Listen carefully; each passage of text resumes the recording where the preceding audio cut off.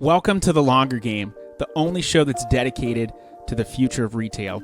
We bring on real-life people in the retail industry.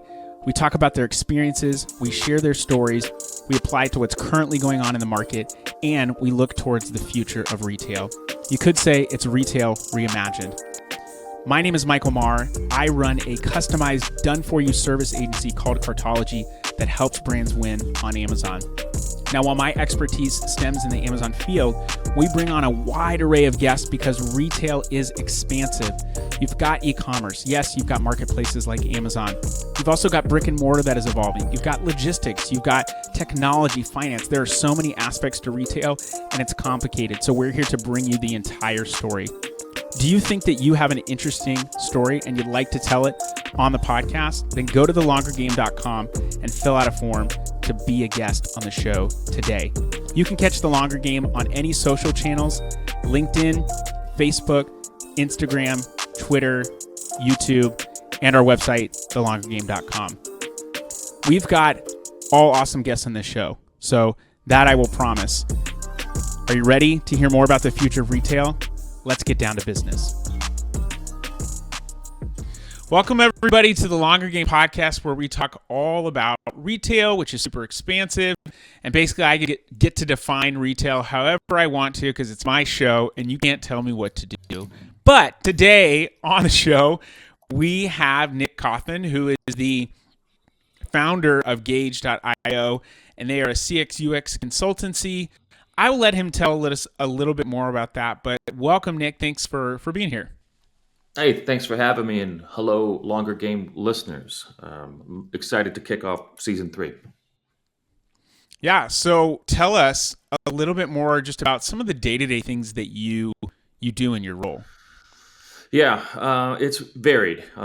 It goes everything from research, defining, organizing, and executing qualitative and quantitative research to understand the landscape or the strategy for a experience to be designed. And that sounds very loose and metaphorical, and sometimes it is, but to have evidence-based data points of people think that or the market says that, and be able to come up with a recommendation to say, hey, if we are to design an experience, in the case of Electronic Arts, it was a e-commerce store for a video game that they were releasing, then we're seeing these kinds of trends amongst the consumers that would be likely to use it. And so it goes everything from the ideation and the strategy down to the UI and the execution of what does the store look like, or how does this e-commerce play into the network of gamers. And that's been an ever-evolving landscape over the last 20 years and continuing to evolve still.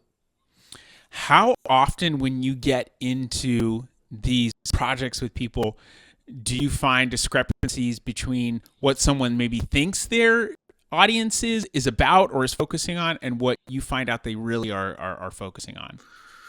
Yeah, it's a phrase we commonly hear when presenting is, so what? We knew this. And so if we do this customer journey or a blueprint or a map of A to B, here's how they come in and understand things. And this is everything from the internal processes of a department to the experience of going through a transaction.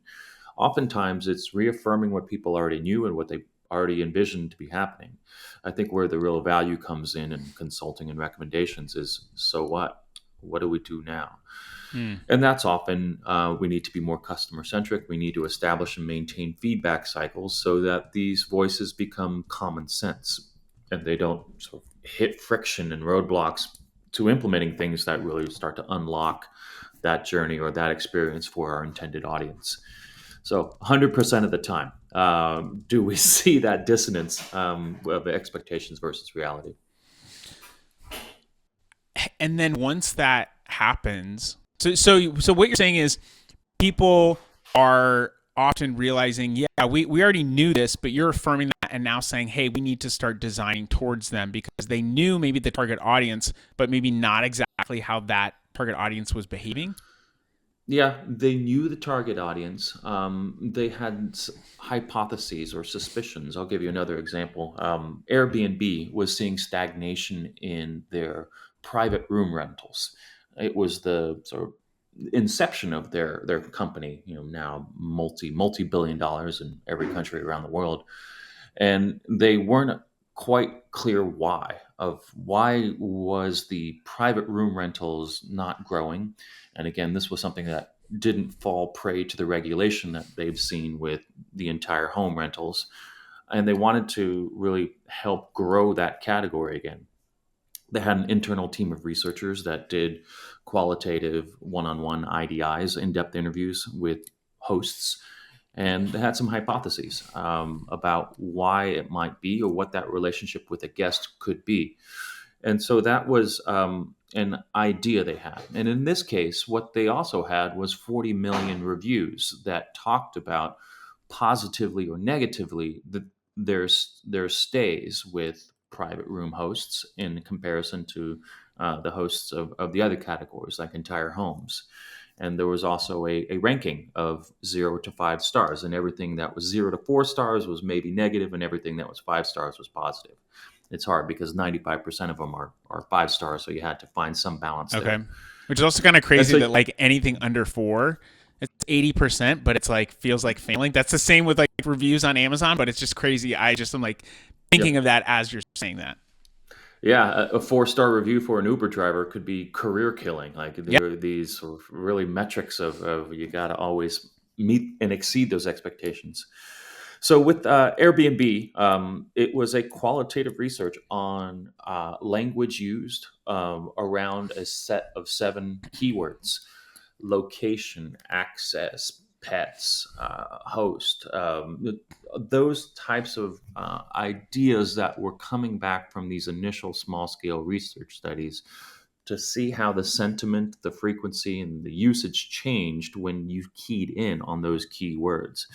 And it took some time to scrub a data set that large of all the proper nouns and all the place names and things like that, Yeah. as well as translation from different languages into English. And to be able to recommend to Airbnb an evidence based discussion about how hosts can better engage with their guests when they're in their own homes, and where that defensible space should be and where should be that common areas. And so those are some examples of recommendations to say, as a host, make the kitchen the engagement area, give them access to that, make sure you define, here are some of the things that you can and cannot do. By the way, you've made a great choice of this location. Oftentimes people use the private rooms to access better locations that are not entire home rentals. Think of a condo by the beach. Yeah.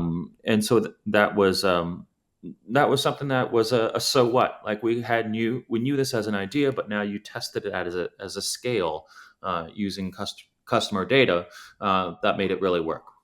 And then what comes after so what is now what, right? Now what do we do? Unfortunately, that engagement was happening in the fall of 2020 and early of 2021. Oh man. Okay. And that company had a now what moment as the peer-to-peer economy contracted quite rapidly overnight. So yes, now what? Now what do we do? In that case, it's train the hosts better and this was a program they had invested heavily in, is start to look at change management and how does a host of an Airbnb really start to show and advertise the advantages of their listing of their property, and then how do they conduct themselves with their guests. The male traveler for business, I'm sort of segmenting the respondents of these 40 million reviews. The male business traveler, the number one keyword that triggered the sentiment analysis to go into the red was Wi-Fi. Was they just didn't invest in a good signal or a good bandwidth, and it was again a trigger. Pets scored off the chart positive. It was just that that I'm here for work and I need ability to have conversations like this one. That is almost like now like an implied service that comes with things. So it's I don't know, like it shouldn't maybe necessarily be implied like a restroom in a restaurant, but it is. And so if it's not there, it's almost incumbent upon you to be forthright in saying, we don't have this, or here's like what's available because people are expecting it. And I was just 2 weekends ago with my wife and daughter at a great local coffee shop, but on their menu board, it says Wi-Fi does not turn on until 1 p.m. on Saturday and Sunday. Wow. So they were very forthright about it. And there's also there was another cafe that I went to. They were not this was a couple years ago. They did not say anything about Wi-Fi, but they just said, we don't have it.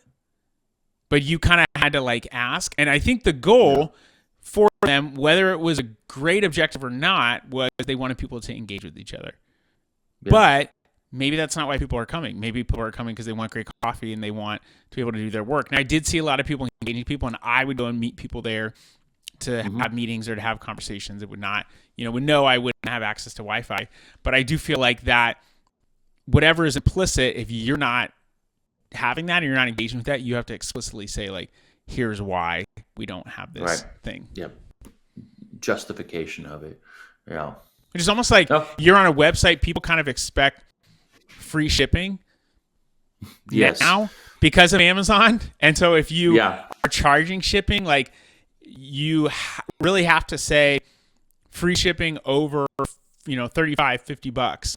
Whereas, back in the day, people just expected that you would, even 5-10 years ago, people expected that you would be charging shipping. And now that's just not the case. I've had eBay as a client as well. I've heard the exact same thing, is that it is, if you remove that barrier of there's a number that I got to add to another number in order to buy this thing, your sales increase rapidly. So I would encourage all of you small sellers that listen to the longer game is to calculate that free shipping. I even this morning was working on getting something delivered like same day. And I was like, oh man, I'm gonna have to pay $2.99. It's really not a large amount for same day. It was like, some over the counter stuff. And my wife was like, oh, I have something else I can add to that, so I'll send it to you. And then I was like, okay, cool, save $2.99. I mean, like every little bit counts, but it just was like funny how even that small amount caused me to think twice about something. Yeah, it's those friction points, the barriers.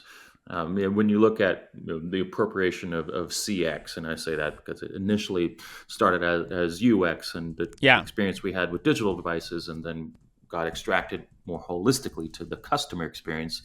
And digital devices these days are a big part of that. But there's also other things that go into it.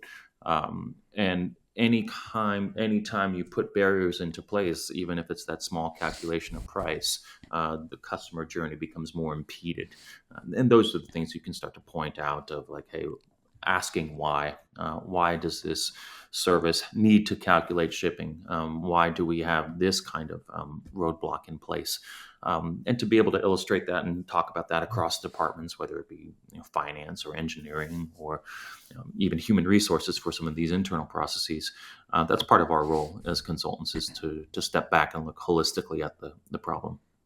It feels like you have a huge advantage for two reasons. One is just expert in your field, and understand CX, UX, and even the difference between those two things, but how they also work together. And you've got 20 years, like you said, of working through that specific stuff, maybe even more, but just specifically engage. But what you also have is distance from the brand, from the product, from the overall experience, the internal goals. And all you're doing is coming and bringing your expertise and saying, here's what needs to happen for these things to be aligned. Yeah.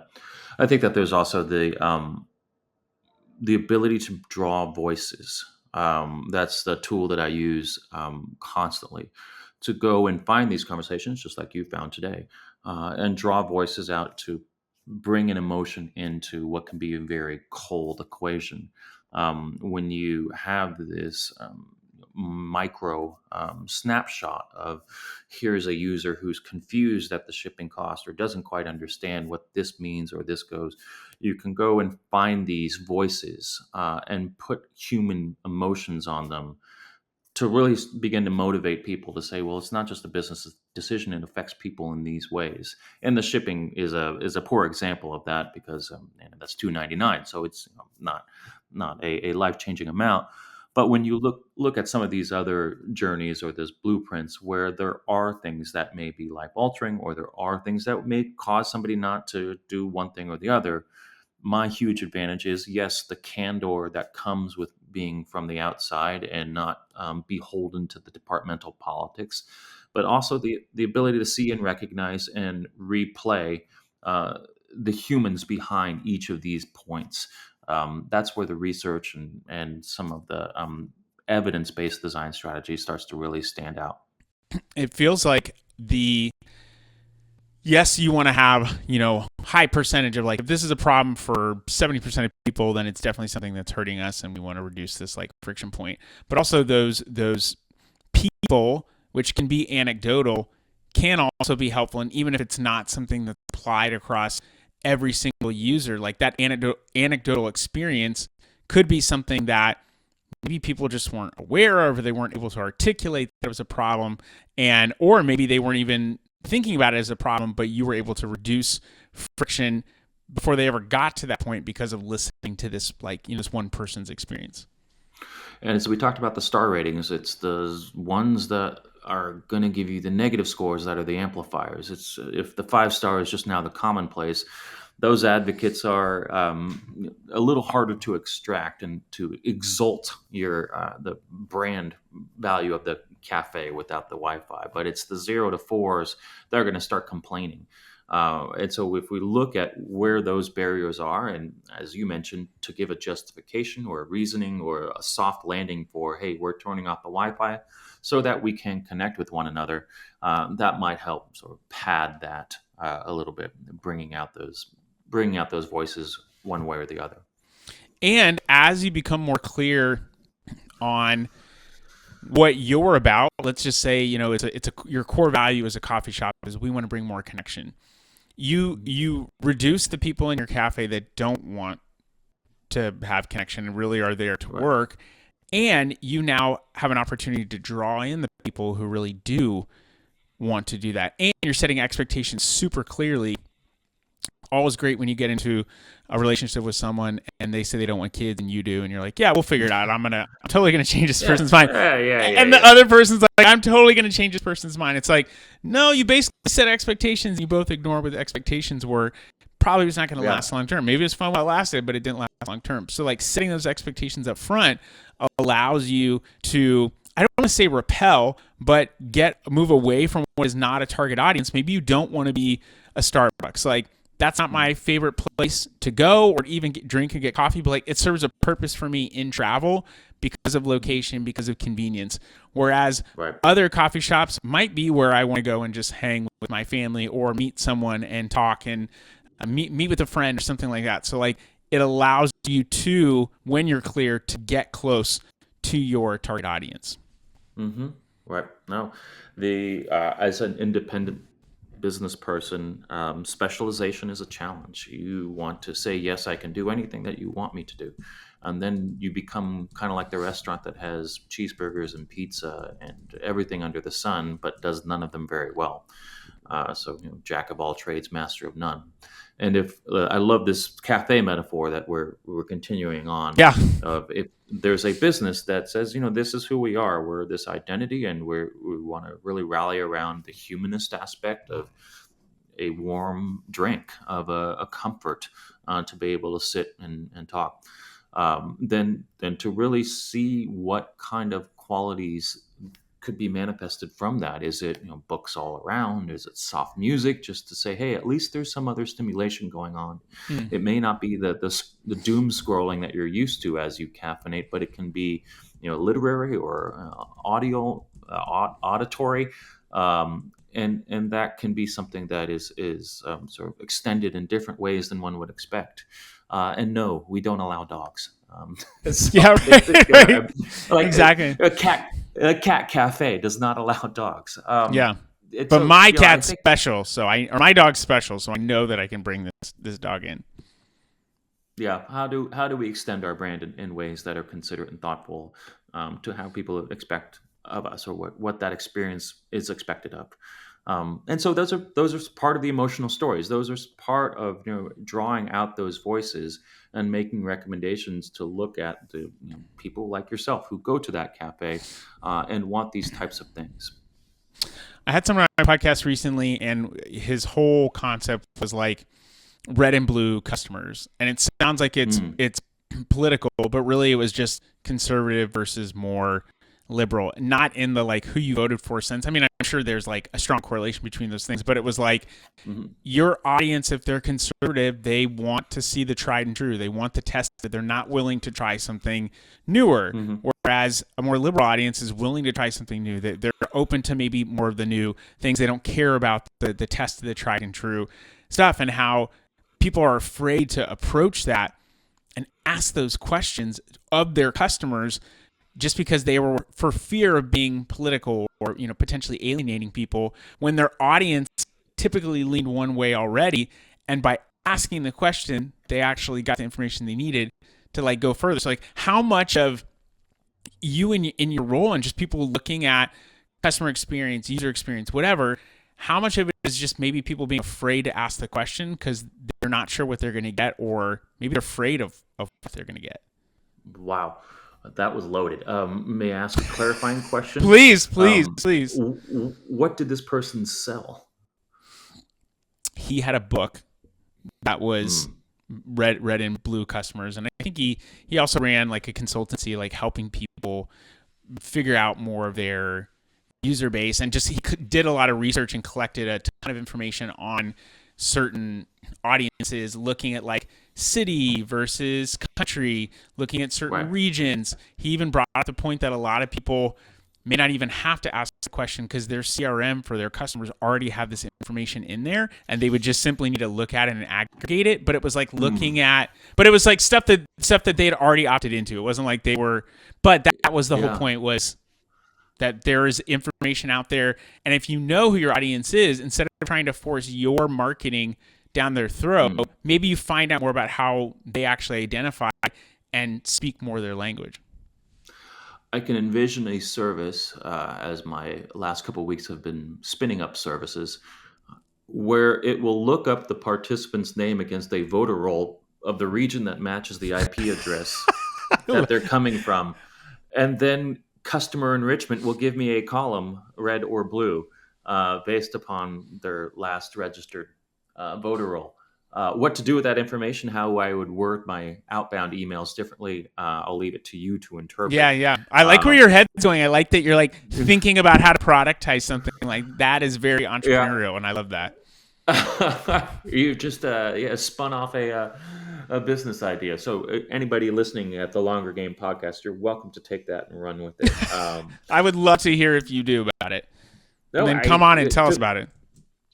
I mentioned this sort of assessment form. I want to resolve anybody that comes and fills out this form, again, against an IP address that will suggest a region of the country they're in, the first name, last name, email address, and then there's a CRM that you can sort of say, does this person resolve or does this person not? I've never thought about cross-checking that against voter rolls. To see what side of the political fence they may fall on, because hey, my love language is universal.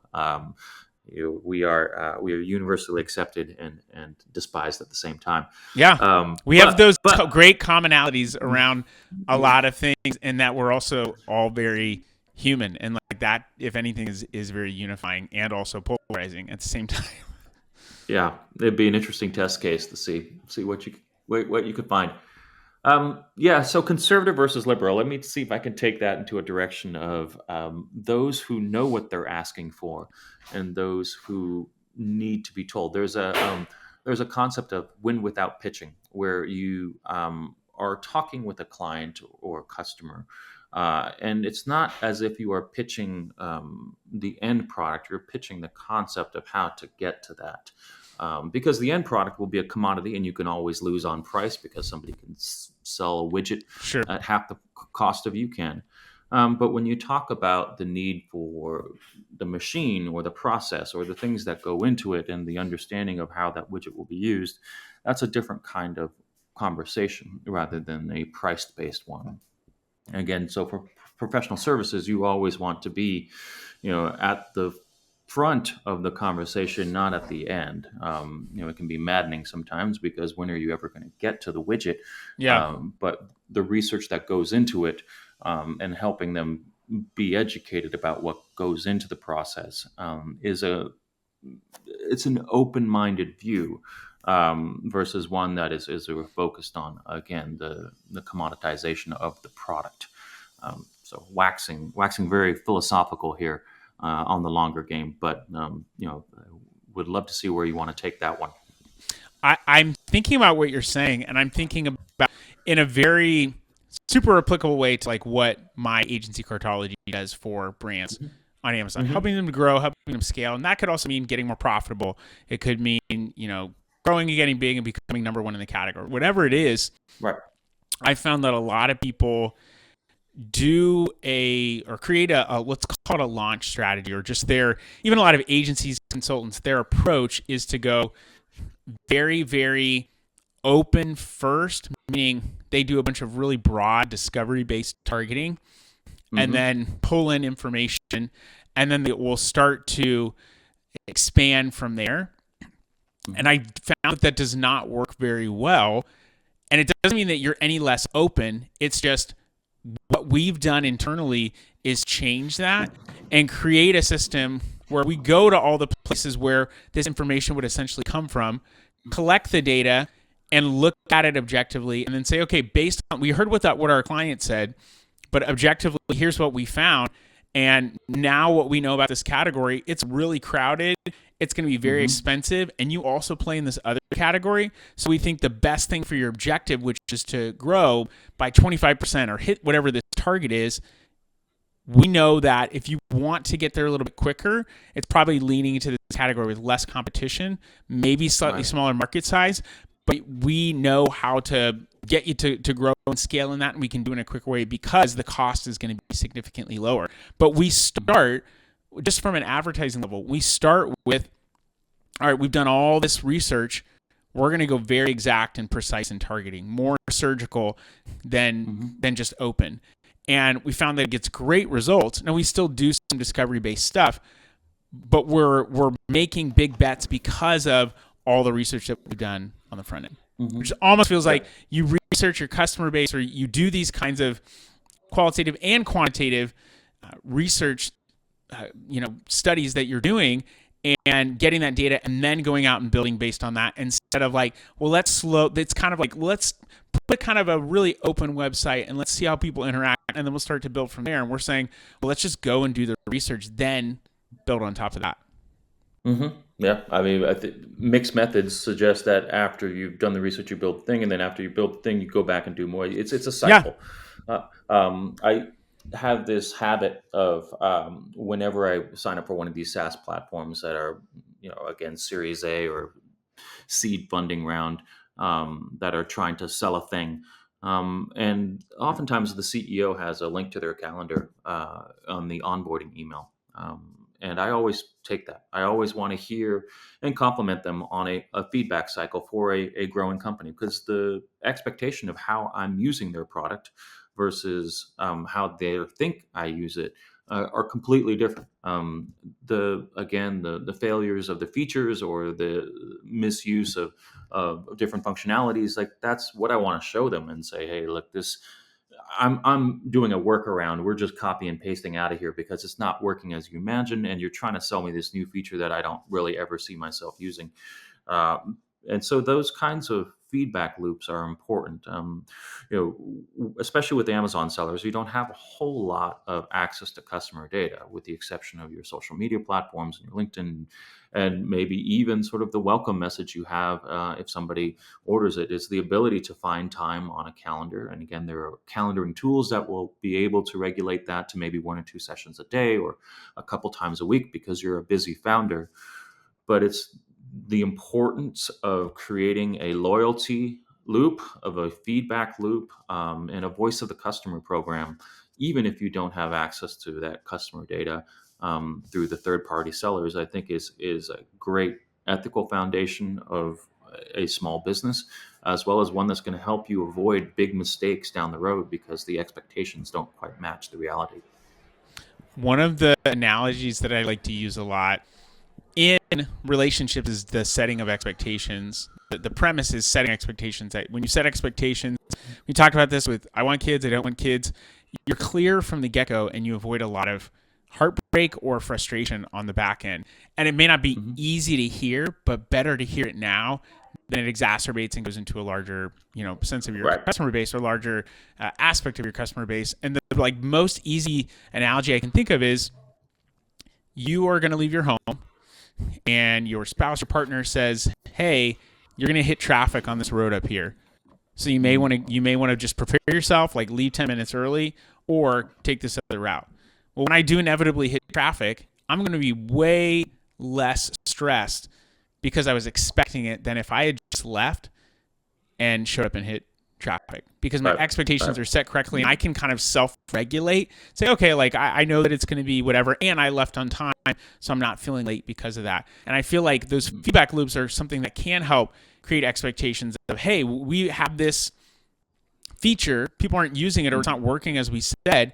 Now we know that we can adjust it because we're getting real feedback on it and make changes so that we can go back and say, maybe even go to your customer base and say, hey, we realized that this thing wasn't working. So guess what? We changed it and we heard from you. And that maybe opens people up. Like, oh yeah, I realized this wasn't working. I'm going to go try it again. Like that, those feedback loops are important because they give you initial feedback that then they allow you to iterate. And again, sort of like that red and blue customer idea of you're pitching your concept to people from your worldview, or maybe they're looking at things in a very different way.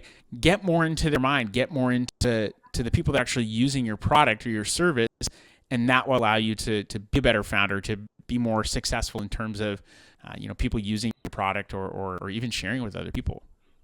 Yeah, great summary. Whether it be SaaS or goods on Amazon, I think that's healthy advice for anybody. Well, Nick, it's been great talking with you, man. If people want to know more about what you're doing, should they look in a coffee shop? Will you be there doom scrolling or chatting with someone? Tell people where they can find out more about what you're doing. Yes, I will be there. Open mic night in a coffee shop near you. Okay, I love it. I only play Dave Matthews cover bands. Great. But if you yell out Hootie and the Blowfish, I only want to be with you. So that's I have a consultancy called Gauge. Again, we've had a number of market and customer research engagements in the past for companies like Airbnb, Electronic Arts, and endless others. Would love to hear more about you and what you're working on. You can find me on LinkedIn or at gauge.io. And thank you again for having me on this longer game. You're welcome. All right, everybody. That's it. You got to go home. I mean, I guess you could stay here. It's a little creepy, but until next time. All right. That was the show. What did you think? That was the longer game. We would love for you to share the show with other people and to leave us a review of the show. So go to iTunes, go to Spotify, even go to YouTube, comment, leave a review, and share this on any social channels that you are active on and wherever you have influence. We want to share this story and stories like it to as many people as possible. Do you have a compelling story and do you want to come on the podcast and talk about it, and you're in the retail industry? Then go to thelongergame.com, fill out a form, and we will contact you about coming on the show. You can find us on any social channels, Instagram, LinkedIn, Facebook, Twitter, and you can go to our website, thelongergame.com, to actually read all of these episodes in blog form in text, because we know not everyone's going to listen. This podcast is brought to you by my agency, Cartology. We are a customized, done-for-you service agency that helps brands win on Amazon. It is super complex selling on the Amazon marketplace. We help simplify that for you. This podcast is also brought to you by Podcastify Me. They are a full-service podcast production company that designs podcasts around people who are paid for their advice. That is coaches. If you want someone to help create, strategize, and distribute your podcast to the masses, go to podcastify.me to find out more. I've so enjoyed that you've been a part of the conversation and that you've given of your time to hear these people's stories. We'd love for you to share. If you want to find out more, just go to thelongergame.com. Hope you have a great rest of your day. Stay blessed. And until next time, cheers.